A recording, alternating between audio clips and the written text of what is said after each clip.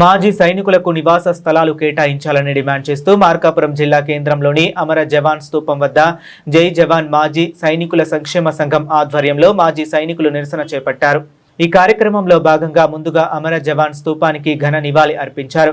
అనంతరం సంఘ అధ్యక్షుడు చిన్నయ్య మాట్లాడుతూ దేశ రక్షణ కోసం సుమారు 30 సంవత్సరాల పాటు వృత్తి ధర్మాన్ని నిర్వర్తించి పదవి విరమణ పొందిన మాజీ సైనికులకు ప్రస్తుతం సొంతంగా నివాస స్థలాలు లేక ఇబ్బందులు పడుతున్నారని ఆవేదన వ్యక్తం చేశారు।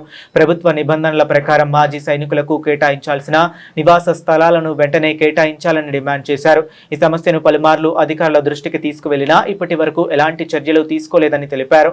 పదవి విరమణ పొందిన మాజీ సైనికులు కుటుంబ సమస్యలతో అనేక ఇబ్బందులు ఎదుర్కొంటున్నారని అన్నారు।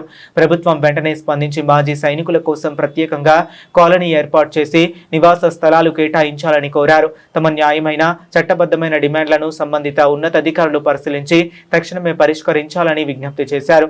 ఈ కార్యక్రమంలో మాజీ సైనికులు, సంఘ సభ్యులు తదితరులు పాల్గొన్నారు।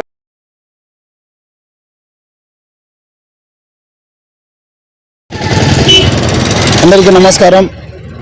ఈరోజు మన అందరికీ తెలుసు, మన మార్కాపురం డివిజనే కాదు, మార్కాపురం జిల్లాలో కూడా, ఈ పశ్చిమ ప్రాంతంలో కూడా దేశానికి ఎన్నో సంవత్సరాలు సేవలు చేస్తూ మాజీ సైనికులు 30 సంవత్సరాలు 32 సంవత్సరాలు సర్వీస్ చేసి బార్డర్లో కూడా సర్వీస్ చేసి ఇక్కడికి రిటైర్మెంట్ అయ్యి ఇక్కడికి వచ్చిన తర్వాత ఒక ఉండేదానికి ఒక గృహానికి స్థలం కానీ దేనికైనా కానీ మనకందరికీ తెలుసు, ఇచ్చే జీతాలు సాలిసాలని జీతాలతో మేము ఇల్లు గడుపుతున్నాం।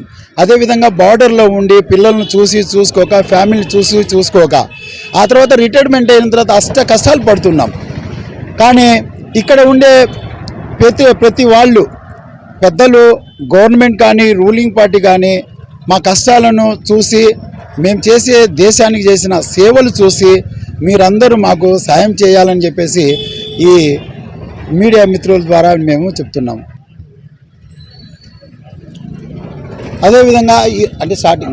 అదేవిధంగా మీ అందరికీ తెలుసు, న్యాయబద్ధంగా గవర్నమెంట్ ఇచ్చిన జీవో ప్రకారం న్యాయబద్ధంగా మేము అడుగుతున్నాము, మాకు ఈ ల్యాండ్ కావాలి, మా అందరికీ ల్యాండ్ కావాలనే ఉద్దేశంతో మేము మిమ్మల్ని రిక్వెస్ట్ చేస్తున్నాము। అదేవిధంగా సివిలియన్స్ ఉన్నారు, సంక్షేమ పథకాలు ఎన్నెన్నో సంక్షేమ పథకాలు ఇస్తున్నారు, కానీ ఒక ఆర్మీ వాళ్లకు సంక్షేమ పథకాలు ఏది అయినా వర్తిస్తుందా? లేదు।